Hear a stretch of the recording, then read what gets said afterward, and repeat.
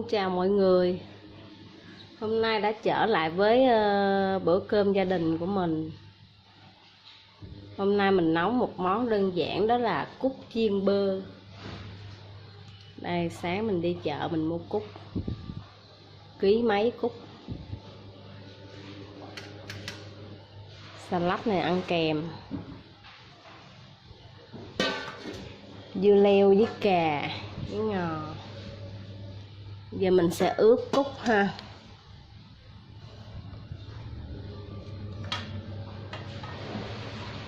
Tỏi vô, tỏi, bột ngọt. Hôm nay mình ăn có một món đơn giản thôi à các bạn.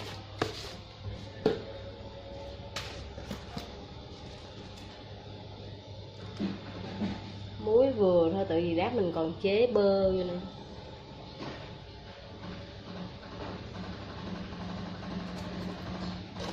Ít muối, tiêu,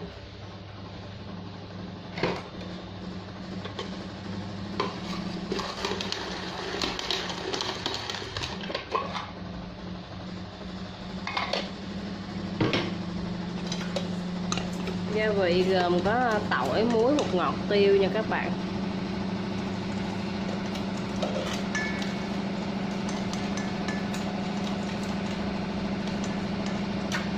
Mình sẽ ướp.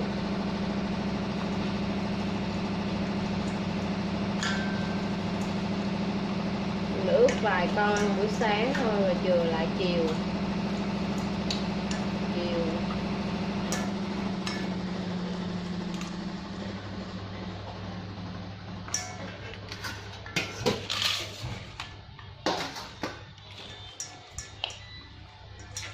Đó, mình ướp thêm đi.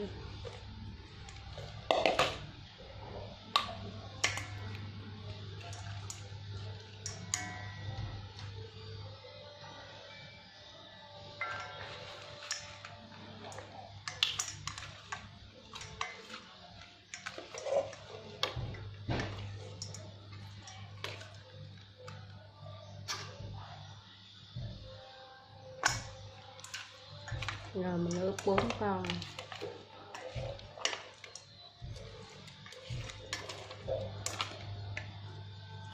Các bạn.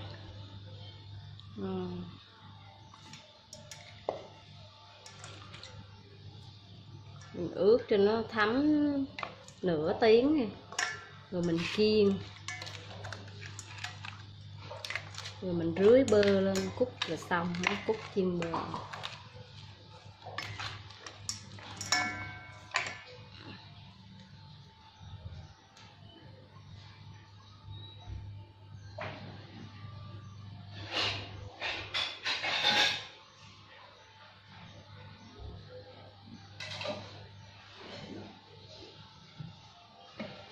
Còn mấy con này mình sẽ cất tủ lạnh.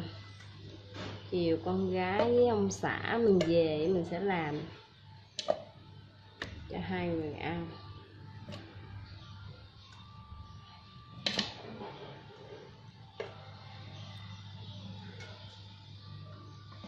Đây, mình đã cất tủ lạnh phần này.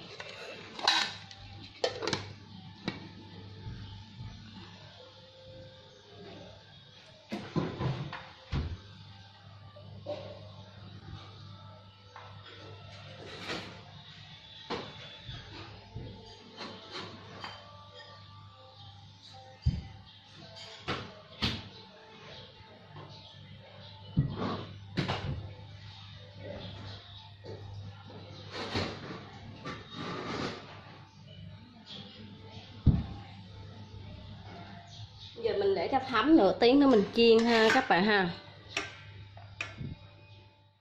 Nãy giờ mình ướp cũng đã thấm rồi các bạn. Bây giờ mình chiên thôi. Đó, cút nãy giờ mình ướp đó.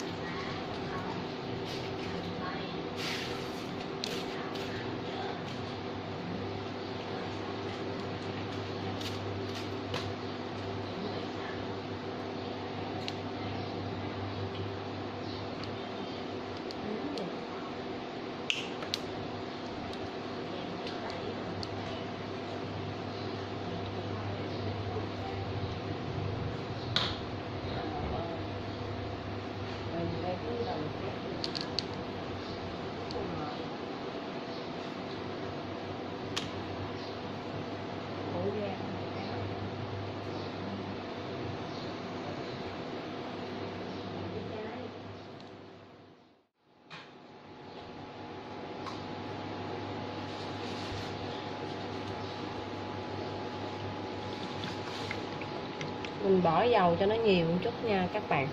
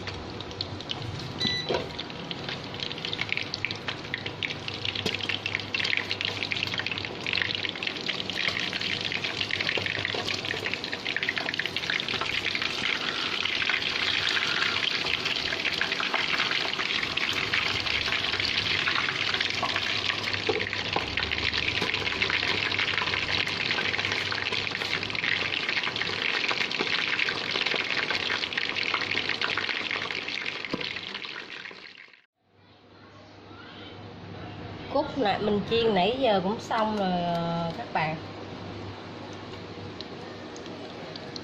cũng giòn chín hết rồi.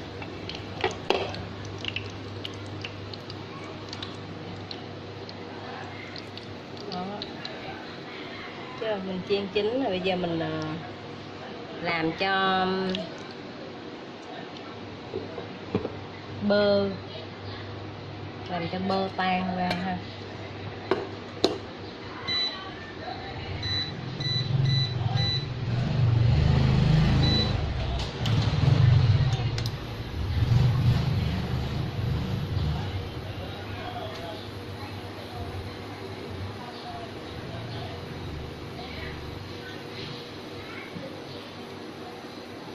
Mình làm cho bơ nó tan chảy ra nha các bạn.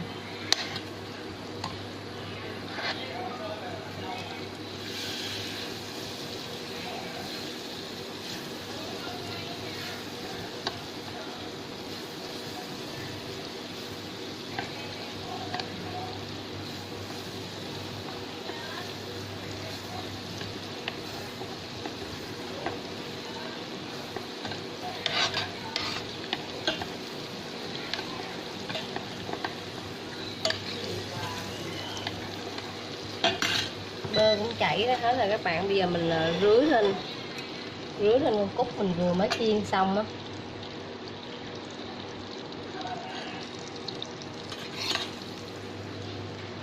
Đó, chế lên.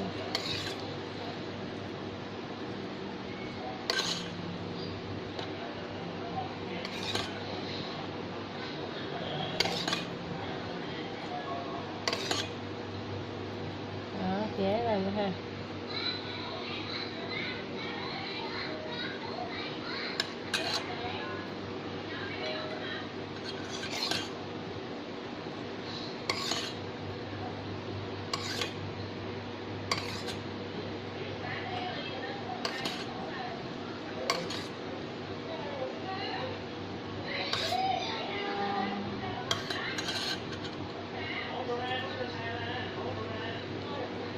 Thơm ngon lắm các bạn.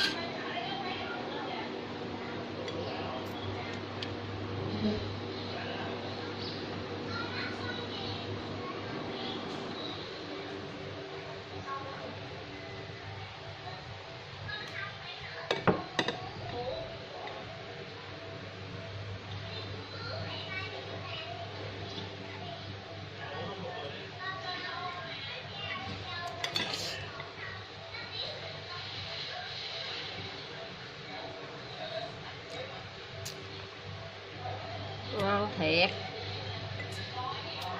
Bây giờ nóng quá.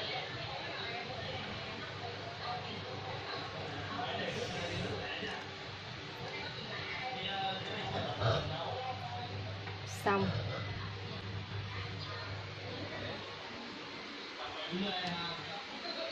Đó, cúc chiên mơ của mình đó.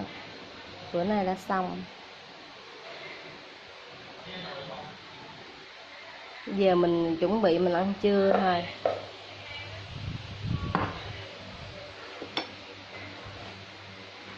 Mình mời các bạn ăn trưa với mình ha. Bữa nấu ăn gia đình của mình bữa nay là kết thúc. Hẹn gặp các bạn những món ăn sau.